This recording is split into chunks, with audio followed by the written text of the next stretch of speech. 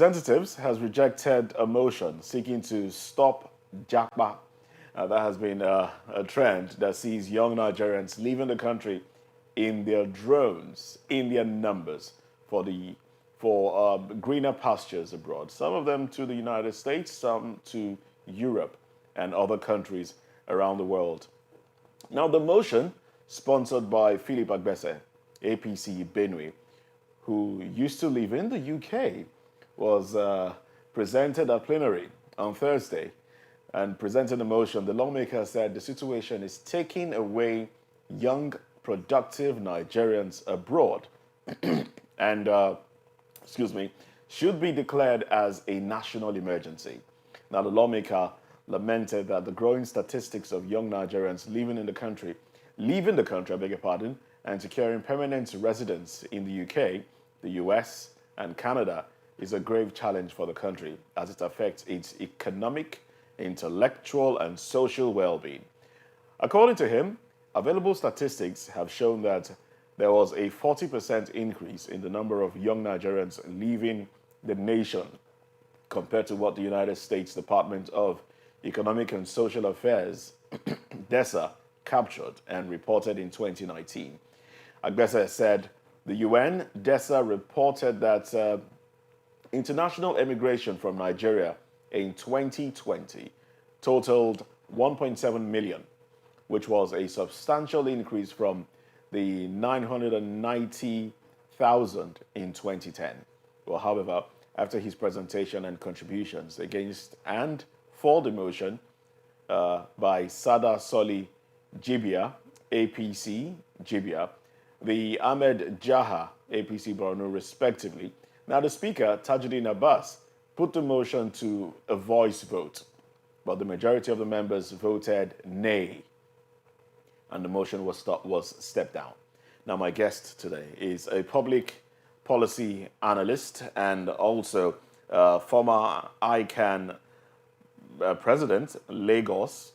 He is Alester Wilcox. Good morning to you, Alester. Good morning for having me.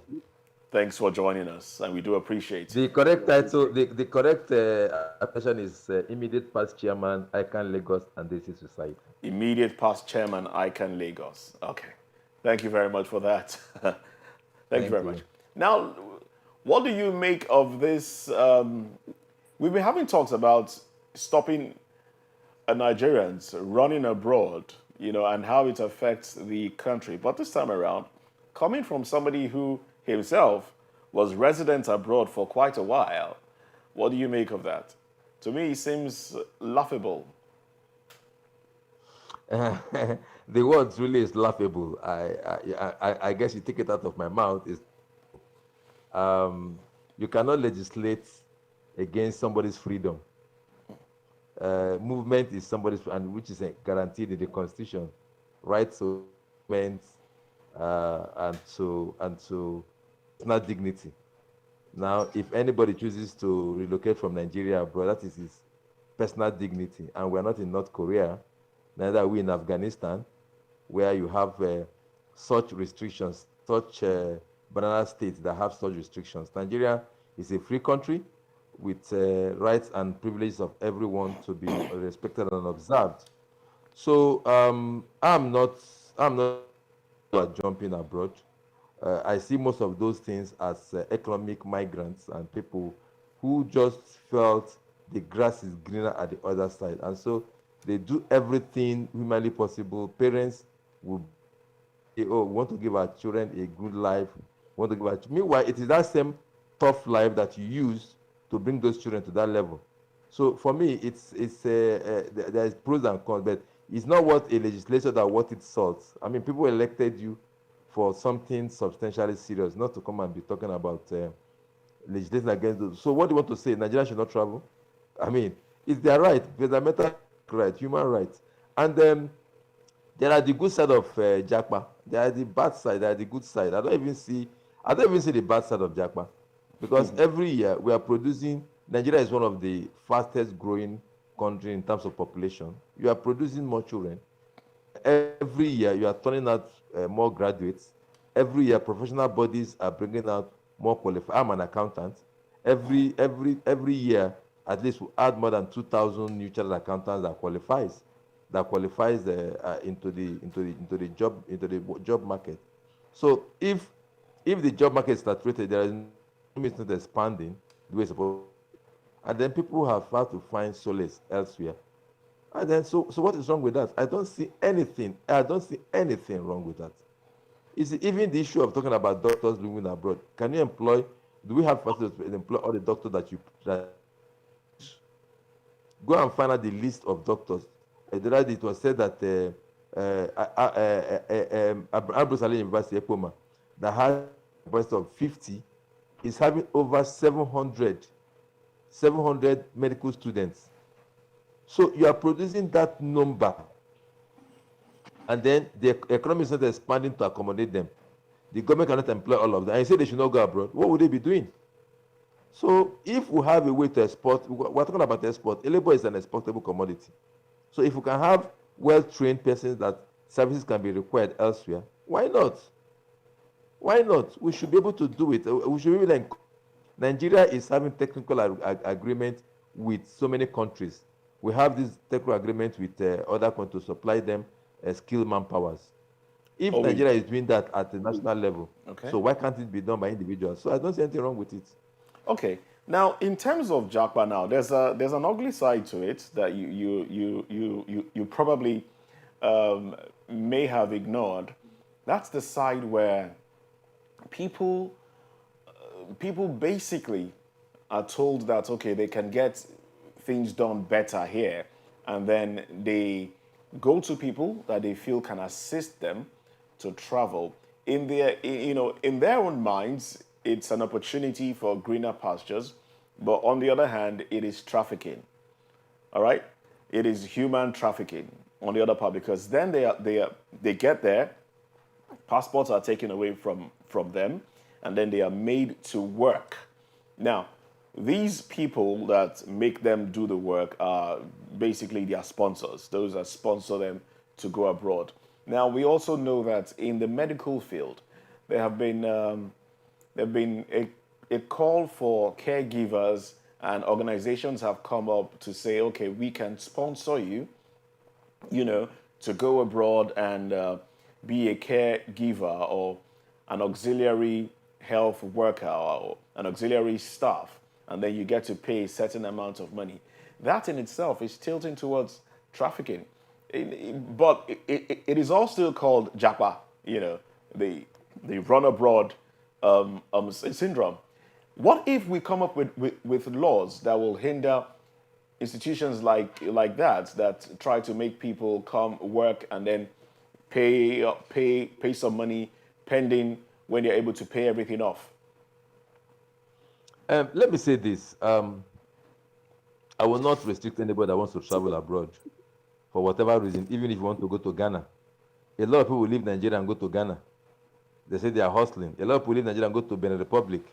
Go to Benin Republic, you find a lot of Nigerians. Look, there's this driving spirit of the Nigerian that he wants to conquer. It's a good spirit.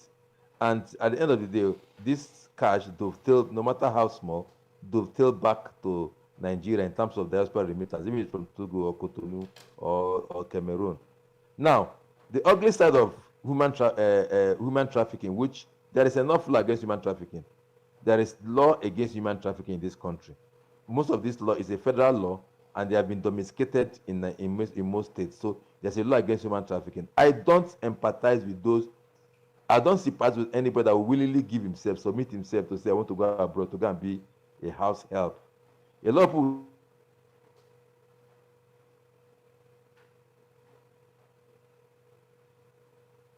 All right, we seem to be having a glitch in the network there. Well, it's understandable, and we do hope that we'll be able to re-establish contact with Alester Wilcox. Hello, sorry. Oh, Can you hear me? Yes, I can hear you now. Go ahead. Sorry, can you hear me? I can hear you. Yes, I can hear you. I can Go ahead, please. hear you. Okay, sorry. Okay, I think my network is always fluctuating here. Sorry, it's not about my network. It's from me. It's not about my network. It's from me. It's always fluctuating. I'm so sorry about it. No problem. So what am I saying? Anybody that will submit him or herself to say because I want a good life, so I'm going to Libya, I'm going to Saudi Arabia, I'm going to one obnoxious country. You are told to go to one obnoxious country to go and do house help, housekeeping, and all those trash, all those nonsense. And then you willingly give me yourself. And then, so what are you expecting? Some people have been tricked. It's not today. Remember the days of Italy, migration to Italy that started from Edo State. Edo State was the headquarters of migration of prostitutes to Italy.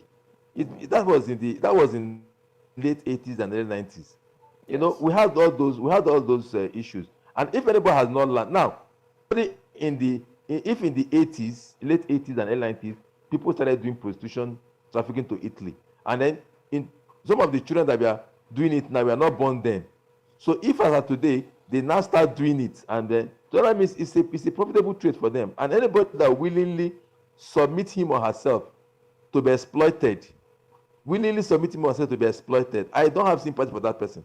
It is your responsibility. You cannot go to a place like Libya and say you want to go and do house help. Yes, when Libya was good, when Libya was a country, it was have a stable government. I can understand, but Libya has been in turmoil for the past 7 8 years, and then somebody will tell you that there's a job in Libya, you should go, and then you go and sell your father's land, you go and sell land, borrow money, and then you now go to Libya. What are you expecting to do in Libya? Somebody tells you let's go to Cotonou for job, and then you now left Nigeria and go to Cotonou, and then and then somebody tell let's go to Italy, I have a job for you, or let's go to Dubai, I have a job for you, and then you don't have certificate, nothing, you say you go and hustle, they use the man. So you sometimes willingly know what they're going to do. So I don't have sympathy for anybody. Look, I maybe because of the way I grew up, I didn't have a silver spoon, I didn't have even a wooden spoon in my mouth. I didn't even grow up with a wooden spoon, not talking of silver. But this same country I struggled through the same country to become a graduate. I struggled through the same country to be a chartered accountant. Even when ICANN was ICANN, not now that you can, ICANN has been softened to make people qualify. Then when you fail one, you fail all. Now if you pass, they keep for you. Then if you fail one, you fail all, and we still qualify in this same country, and then you have excuse for you. If you cannot make it in Nigeria, then if you go abroad, anything you meet, you take it like that. I won't. If I'm in government, I will not have sympathy for you because you willingly submit yourself. Nobody hypnotize you. That's the other side of migration, and of course there is law on human trafficking to handle that. And if what do you call them? Is it NEFTA? There's a body that is supposed to be checking those things, so they should be allowed the responsibility. But legal, those people that wants to leave, graduates, doctors that wants to leave and go abroad and go and make income and bring back to Nigeria, they are we should encourage them. We should encourage them because first we cannot employ all of them in Nigeria. Okay. If they go abroad, they will go and work and they will bring remittance back to Nigeria. So, and then they will create more space for those who are not traveling to get jobs. The jobs that they have held on, look, I tell you, a lot of vacancies exist in companies. Some of the big four audit firms, they are recruiting everywhere. They cannot even get enough people to recruit. Now let's Because let's talk about let's talk about so that. that's it. Let's talk about that. The Japa thing has metamorphosed into Nigerians. Initially, it was Nigerians just wanting to go work and make a living and all of that. But then later, it became Nigerians wanting to go study. All right, and then from studying, they can stay back. Some of them eventually come back and go back, and they go back and forth. But let's look at the fact that you said something about employers. That reminded me of the fact that some Nigerians, especially Nigerian employers, place premium on degrees and certificates from abroad. So some Nigerians will now tell you that, look, it's not even enough to be a graduate here in Nigeria. When you're done with your graduate course in Nigeria, you've done your NYSC, for you to be valued and get better jobs, you need to do masters from abroad. So then we see Nigerians going abroad to get their masters done and then coming back here knowing that when they get back here, they will get premium preference when it comes to job employment. And that begs the question: the educational sector, how has it dwindled? How much has it dwindled in terms of quality? And we know that when Nigerians even go out there to study, it's almost like what you have done here is nothing. So you need to start from scratch. Don't you think that if preference is placed on our own institutions here, if we churn out quality graduates, and preference is also placed when it gets to the table of employers, that in itself might want to reduce the clamor to go abroad, knowing fully well that to go abroad is not mincemeat. It takes a lot. It takes a lot of money to even say you want to go study abroad. Well, talking about the educational system, I am not. I agree with you that there's a lot of degrading of the education system, both those in private schools, those in public schools. We used to think that the public school that has issues. Um, Private schools, the same thing you find. I was interviewing some children the other day that were in secondary school, and they were in a tertiary institution secondary school, and I was shocked at the kind of level of knowledge they have at that level, and I was mocking them. I said, "You need to go and collect back your school fees because you are not taught anything." And this is a tertiary institutions demonstration school. I was discovered with the children. So there's a lot of degradation of education system.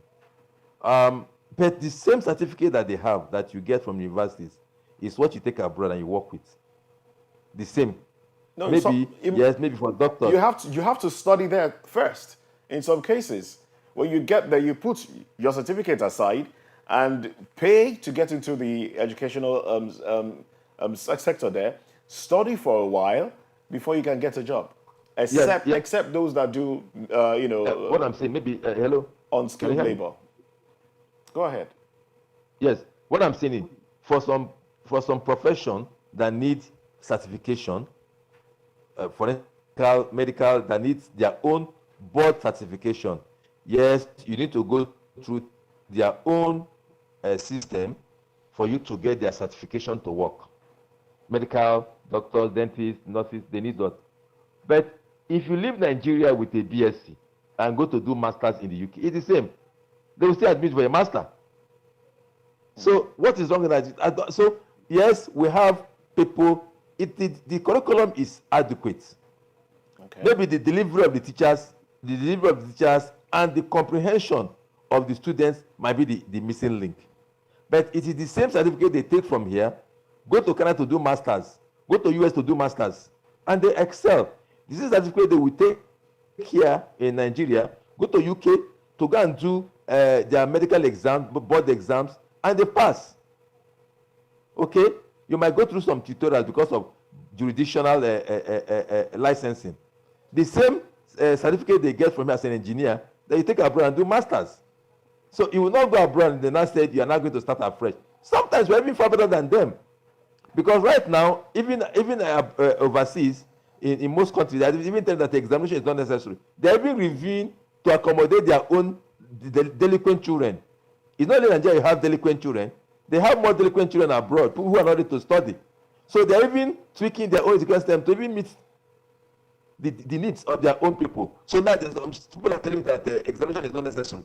That is what is clamoring in a lot of Western countries. So these are so let's not undermine our certificate. Our certificate is good. It can be better. Our graduates, yes, because of the large number that we chunk out, the large number. I remember my entire faculty, we are 184. Entire faculty of management sciences, we are 184. My department of management, we are 43.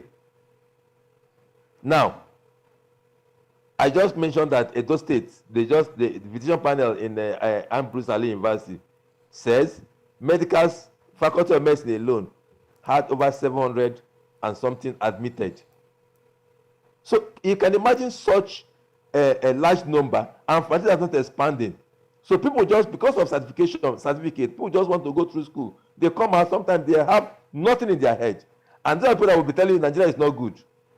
Look, some of these big four firms, big audit firms, they want to recruit people, but they could enter from more than 2,000.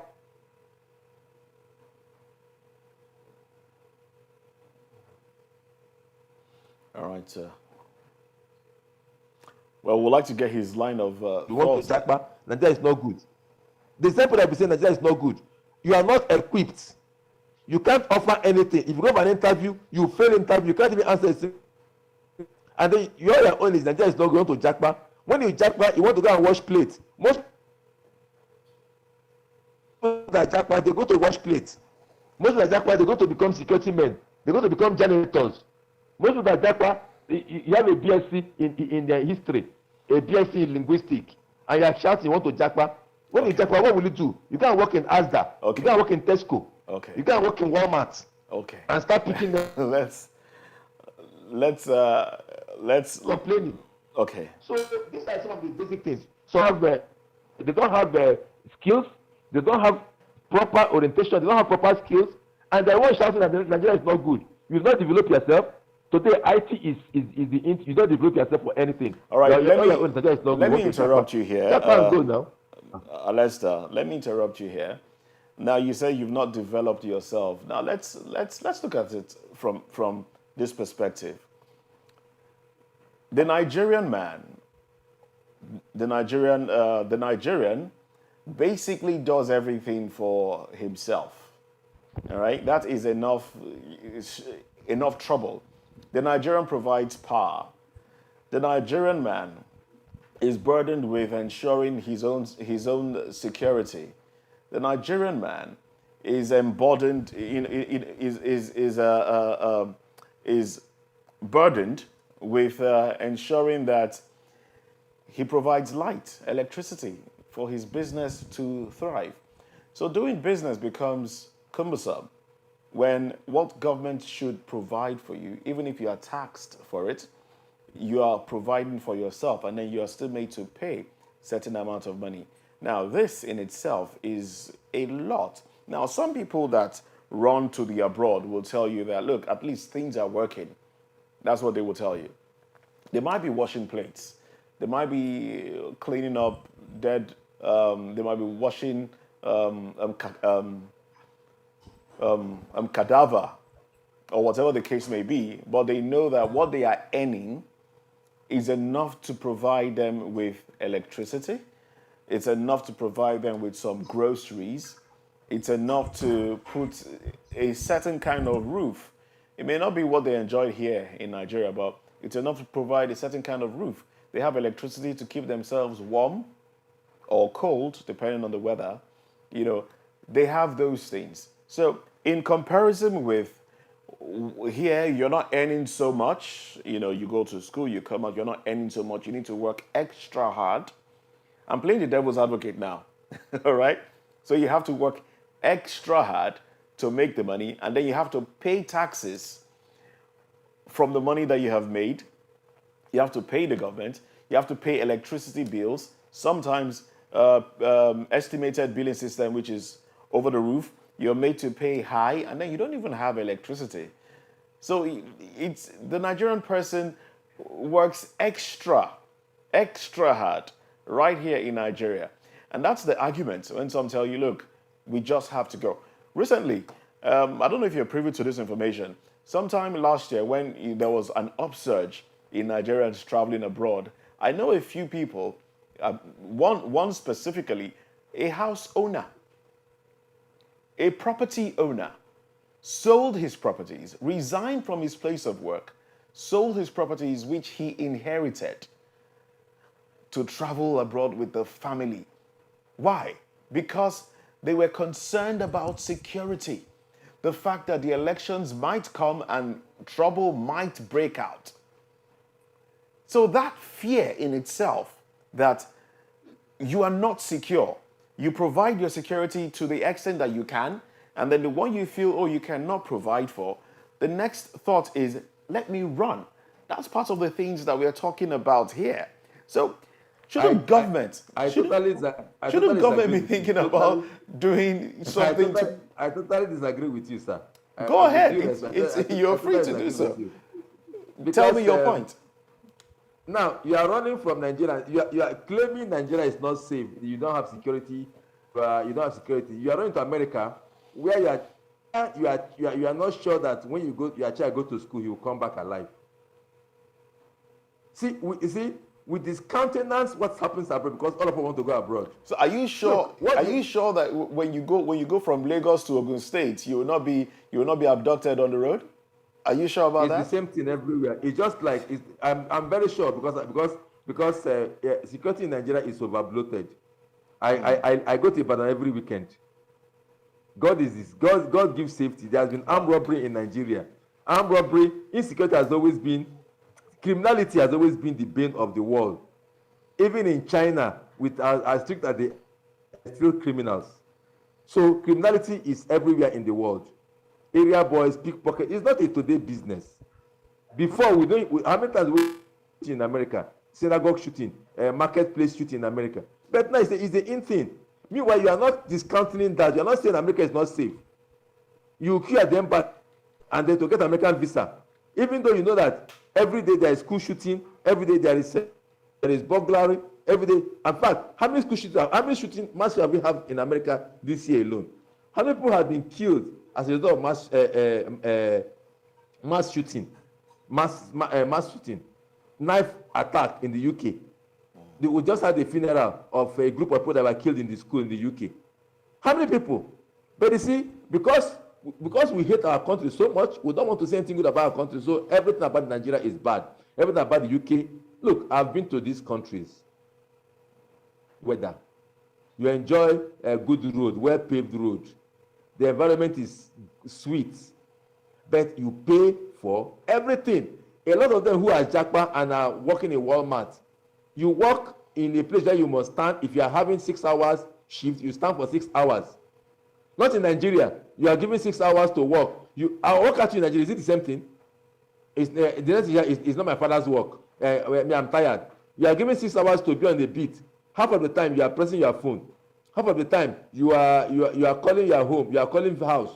Half of the time you are going to eat. Will you do that in Walmart? Will you do that in Asda? You stand on your beat and finish your beat, and then you get your daily paid, and then you pay for your transport. You pay for, there's no negotiation. You pay for your light. You say the light is there. Yes, it's there. You pay for it. If there's no light, you cannot bypass NEPA now. If there's no light, if you cannot pay, you don't have it. If you can't pay your mortgage, you are thrown out of the house. Your landlord will not come and have story with you. Here you can owe landlord for 1 year and be begging. Okay, wait now, I'll pay later. Out there, you cannot owe landlord for you out. You can be on the street. So I'm not saying it's not good. If you have a good skill, footballers, personnel that have good skill, good jobs, professionals, doctors, yes, you can go there, you make money and you send. But a lot of people that you don't have any skill, you are depending on going to sweep the streets, then you think money will go on the street, you now bug your family. Go there and see how they do. I mean, let me just give a little example. You think that the kind of Nigerian women get from men, you get that one, you get that abroad? You are a man, you must take care of your girlfriend, take care of your wife, take care of your concubine. It doesn't happen abroad. You pay your bill, I pay my bill. If we are going out, we pay our bills. If I want to give you a gift, I give you a gift. There's no compulsion that it's a man's world and you are supposed to take care of your woman. You go Dutch in every point, in everything you do. If we're living in the same house, we contribute to the bills. If we're living in the same house, we contribute to the bills.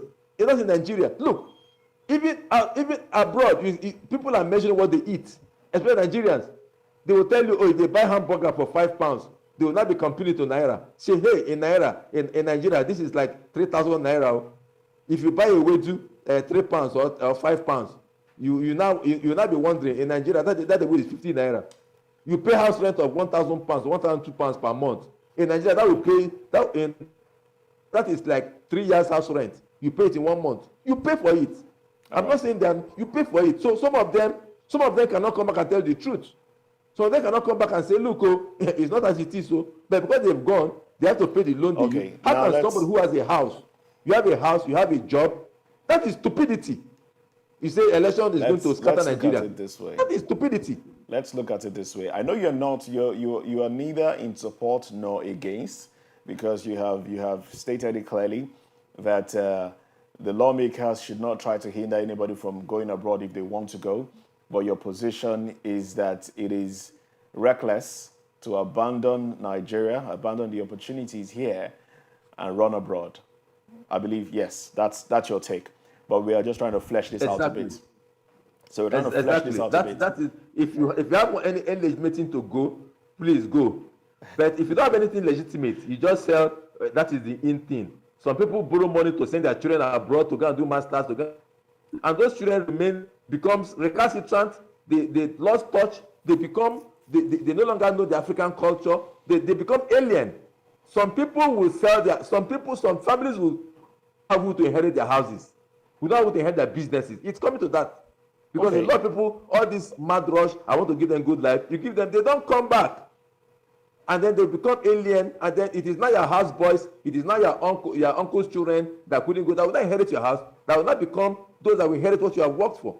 Some of these things have its own side effect. I'm not against everybody traveling. Please travel if you want to travel. Make space for those who are in Nigeria who do not want to travel. But don't blame don't be outside and be abusing Nigeria. Okay, now let's look at this from the government perspective now. We know governments have the talk they've tinkered with it for a while, and we know the position of the lawmakers, that people are free to do what they want to do. People are free to move around, the way they want to. But they have tinkered on whether we should put a restriction on as to how Nigerians travel, or whether we should not. All right, it has come up. They've tinkered with the idea. Now I'm going to ask: in what way should traveling abroad, or Japa as it is called, ever be seen as a crime to be prohibited? Bear in mind that in some cases Nigerians have gone on ships, gone through most dehumanizing conditions just to run away, just to run to what they perceive to be greener pastures abroad, and then they get stuck over there. But a case of the mother not throwing away the child with the bath water, when they get stuck and they start to cry to come back home, Nigeria and Nigerians are still burdened, especially the government now, burdened with the responsibility of bringing them back home. Doesn't that put a lot more stress on government? We saw what happened in Libya and other parts of the. A lot stress on government. On that ground, should Nigerians be restricted from going abroad? No, well, the fact is, government still owes you a responsibility anywhere you are. That is worldwide. The American government owes everybody responsibility anywhere you are. The British government owes you a responsibility anywhere you are. So even if at your own stupid, just like a father that loves his child will not allow his child to danger, you owe your responsibility. But you see, Nigeria should understand, and the press and the public will understand, and warn people. You can't restrict people, because a lot might have legitimate ways to travel. Nigerians have taken all kinds of routes. The Sahara Desert route, it started by Nigerians. Before that, copied them. The Sahara Desert route was started by Nigerians. Before that, West African countries copied them. The sea route to Europe started by Nigerians. Before other people copied them. How many Nigerians died unknown in the Sahara Desert? How many Nigerians died in the Mediterranean Sea, unknown by either their families or anybody? How many Nigerians got lost in Europe, in UK, in European countries, that they may just reach there and nobody have history about them? But yet others felt, yes, you can make it, because we have seen poverty as our middle name in Nigeria. So and again, the pounds or dollar naira equation, it makes it very, very lucrative that 100 pounds you send from UK to Nigeria can pay somebody's house rent for a year. £100 you send can pay husband house rent for a year. But that £100 is as useless as anything to the hands of the man in the UK. But in Nigeria, it can pay a 1 year rent. So if your brother is abroad and you want to pay rent and the man sends you £100, in fact, he's your God. You know, but if to him, to get pounds, you know what is sweated to get £100, $100. So these are the equations. These are why it is attractive. People can send their children abroad. But there are the backside to it. You go abroad, and even when we're talking about abroad, you are going to places like Libya, Tunisia, all these Arab countries that do not have Afghanistan. You leave Nigeria, pay flight ticket, and go to Afghanistan, say you are hustling. Nigerians are in China, most of them. You have to raise money for your own to you must raise your money to bring you back to Nigeria.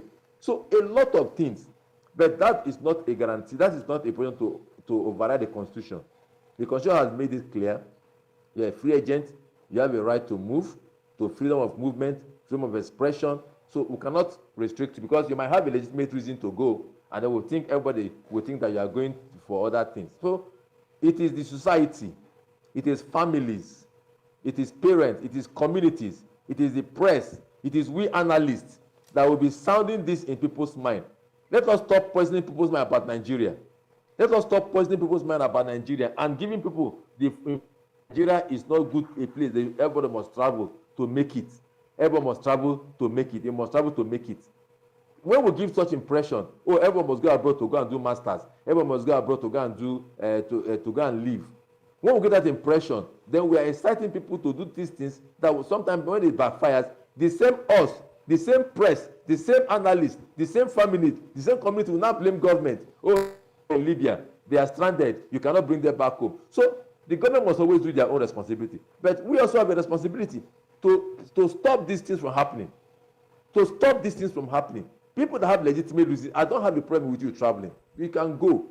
After all, if you resign and travel, you've created space for somebody else who is looking for work. So the population is too much.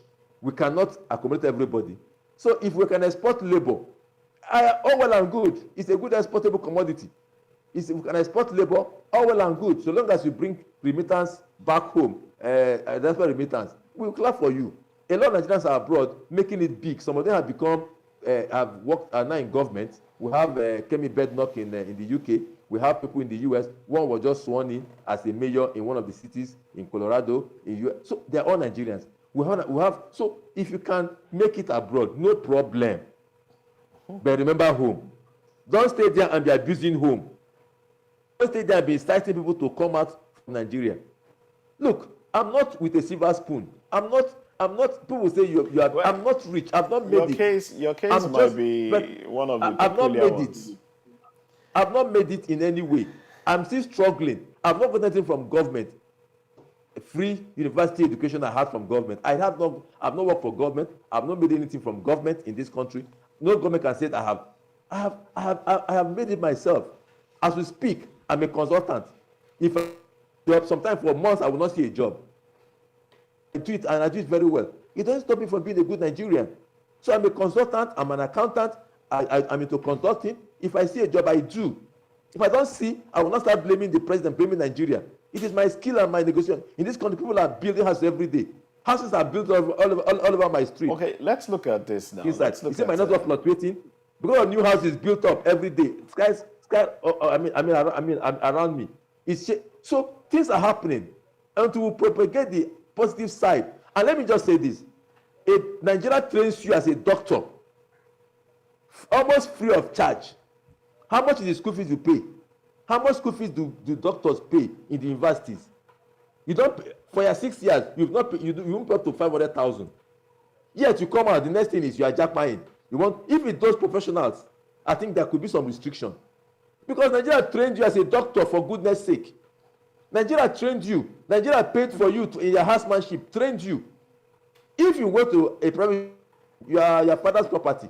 If you attend government university as a doctor, as a pharmacist, as an engineer, where you pay 30,000 naira, 40,000 naira as a school fees for a year, and then the next thing you wake up, nothing is good about Nigeria. You want to Japa? No, we cannot do something like that. You don't pay tax. How much tax do we even pay? We don't pay tax. We don't pay tax. Yes, one government. How do government print money? How do government make this money to meet all those expenses? Money. We are over 200 million. UK is about 70 million. UK is about 70 million. Bigger economy. So it's an expanded economy. We are 200 over 200 million. Unproductive population. Unproductive 200 million. How many pay tax? Yes, I know that there is fraud, there is corruption, but even our own, how many of us pay tax? Apart from you, apart from those people that are working, that are directed as source, how many of those that need something, they have to go and pay tax on their own? Is that compared to pay tax in Nigeria? It's not. So, and they want everything from government. 200 people, and yet the government provides almost free education, free university education, almost free. In fact, let's call it free. What is almost free? When they are paying 50,000 naira, 70,000, 30,000 naira as school fees, is that not free? And then you now come out. The next thing is Nigeria is not good. You want to Japa?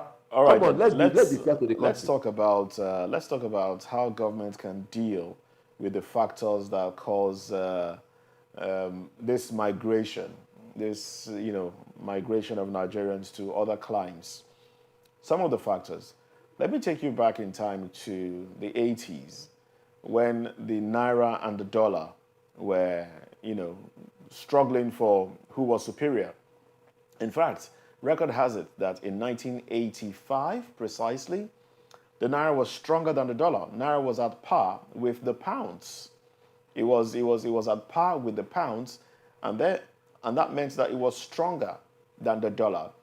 So, shouldn't we do things that would make the naira, strong again? Maybe if that is done, probably, I'm of the opinion that, don't you think if that is done, the idea of $100 paying house rent here will be wiped off, and then Nigerians will know that, look, whatever they earn here can actually cater for them here, so they won't have the need to want to run abroad, and then they could do all the washing of plates and cleaning of houses here, knowing that they will make money as well. Don't you think so? No, economic policies are not legislated or drawn, or it's not a house that you build and you fix. Indices promote economy. Now, in the 80s, the first time I had to do foreign exchange transaction in dollar was in 1987 or thereabout, 88. By then, 85, I was just entering secondary school. We wanted to do dollar. Then it was 67 kobo to the dollar. And then the naira was £1, the pounds was £1, naira 10 kobo. I remember I went to General Post Office Port Harcourt to buy a British postal order. Then you can buy British postal order. It was 1 naira 10 kobo to the pounds. Now, let me tell you what happens then. How many people were traveling? How many Nigerians were importing Brazilian hair, importing wig, importing iPhone, importing all those things? Then we had factories. There were no iPhones then anyway, but I understand there your point. Consumption pattern was different. Population was still low. Consumption pattern, people were contented being Nigerians.